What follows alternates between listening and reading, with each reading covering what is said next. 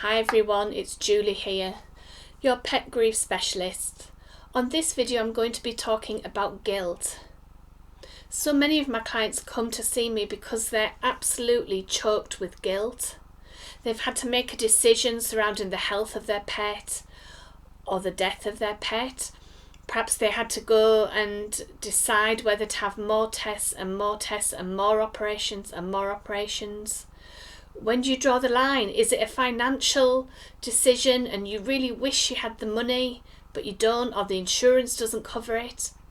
Or maybe you're worried that the pet's in pain and you think maybe I should do the right thing. But what is the right thing? Perhaps the next test will be the one that saves them. Or perhaps you're just going on forever keeping your pet in pain. It's a really hard decision to make, and sometimes the families don't agree. So you might have one member of the family thinks, right, enough's enough. Another member of the family saying, no, but I know somebody and they had this procedure on their pet and it worked. Or maybe you make a decision and then you find out about somebody else's pet where the procedure worked and you wish you'd have done it. Maybe it's because of a tragic accident, or that you left somebody else in charge of your pet and you feel guilty because you should have known they weren't responsible enough. And then you feel angry at them and angry at yourself. All these mixed feelings, and it just brings this overwhelming feel of grief. Like it's not bad enough that you're missing your little baby, your little fur baby. Like, that's terrible enough, but if you feel guilty on top of it, that makes it even worse. I had a client come to me because he believed he'd deceived his pet. So he had a dog, and this dog was quite ill and quite elderly, and he'd been on a few tests, and every time he went for a test, the client would reassure the dog and pet them and love them and make sure that they felt safe. And on the final time, the client knew the pet wasn't going to come out again, but he went in and he still went through the same ritual, you'll be fine, and giving it lots of love. And he felt afterwards that he'd been dishonest with his pet. So we were able to reframe that so that he was able to see that actually at the time when his pet needed him the most, he was able to be there with his pet, and then he felt fine afterwards. Sometimes people aren't given that choice. At the time that I'm filming this, England is in lockdown, 2021. Some vets aren't allowing owners to go in with their pets. Perhaps they have to hand them over at the door.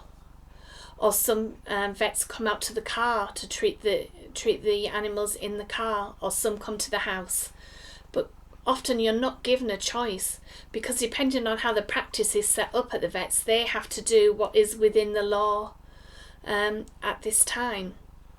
And how terrible to have to hand over your pet knowing that you're not going to see them again and that you're not there at the last minute.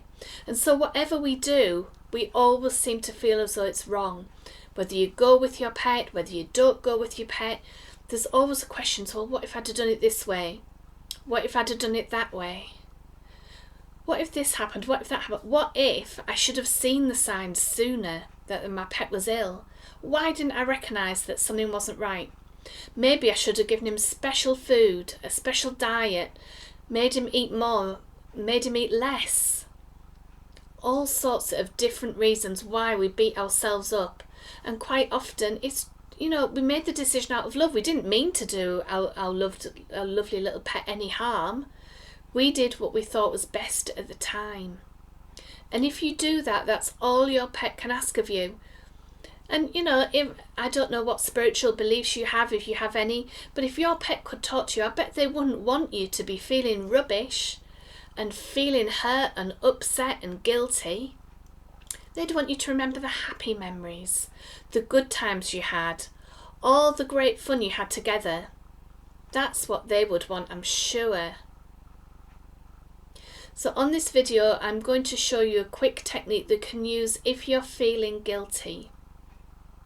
Now, if you come for a one-to-one session and we go into it more, there's lots of different ways of treating guilt. But this is quite easy to show in a video, and it might be something that can help you, or that you can show to your children if they're feeling bad. Maybe you can do it together. And it's just tapping. Now, I don't know if you've done any tapping before, if you know why it works. We've all got electricity running through us. All living things have some form of electricity. That's why we don't like lightning. That's why if you go and touch the button next to a lift or an elevator, quite often you jump because you get the shock, because we all have electricity running through us.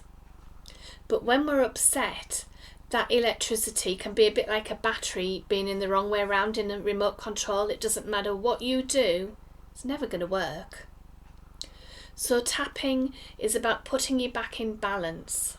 So I'm going to show you the points first of all, or the main points, and then I'm going to go through them with you.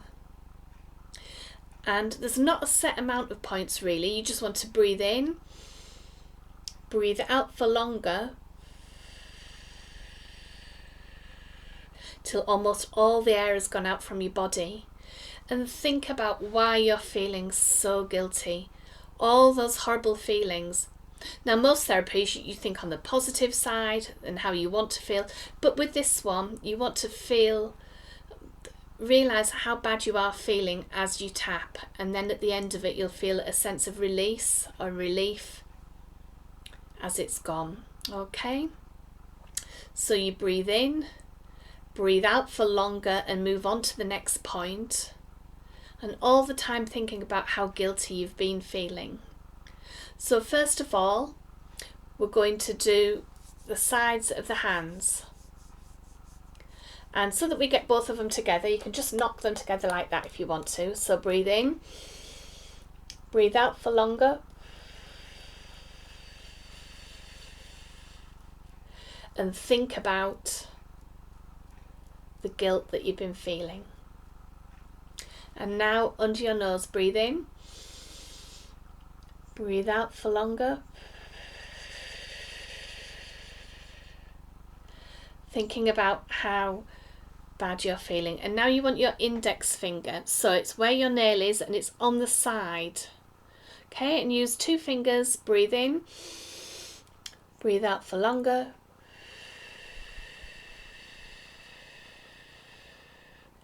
thinking about your pet and the guilt. Okay, and now the collarbone. So you want to be where you would tie the knot of a tie. Okay, if you're wearing a necktie, where you would tie the knot, just slightly to one side or the other, and it doesn't matter whether or not you choose the left or the right. There's like a little knobbly bit. Now if you want to, you can use your whole hand if you want to make sure you don't miss any, or you can just use, okay, the points there. So breathe in, breathe out for longer, thinking about your pet. Okay, now this next one, it's called the 9G, and it's between your little finger and the next finger, and there's a little dent just at the back there. Feel the dent. Now I want you to tap on that, and while you're tapping, we're going to do some things with the eyes, and we're going to engage both sides of the brain, the left and right brain. So we're going to do a bit of humming and a bit of counting while you're tapping. Okay, so breathe in,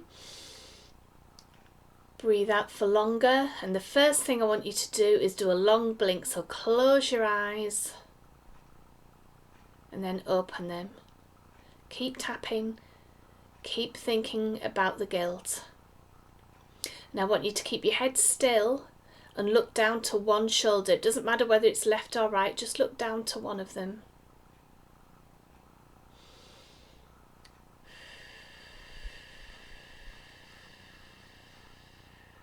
Back to the front, keep your head still and look down to the other shoulder.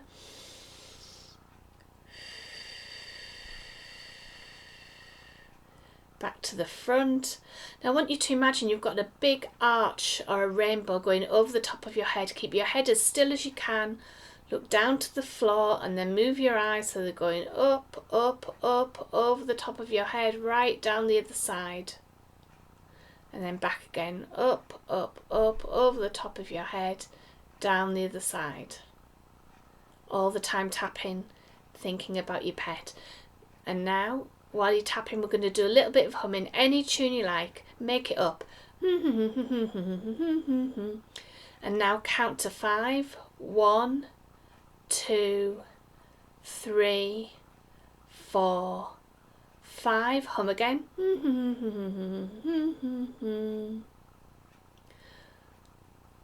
Okay, and do another sweep all the way around like that, and then go back to your index finger, thinking about what's left of the guilt, and finish again on your collarbone.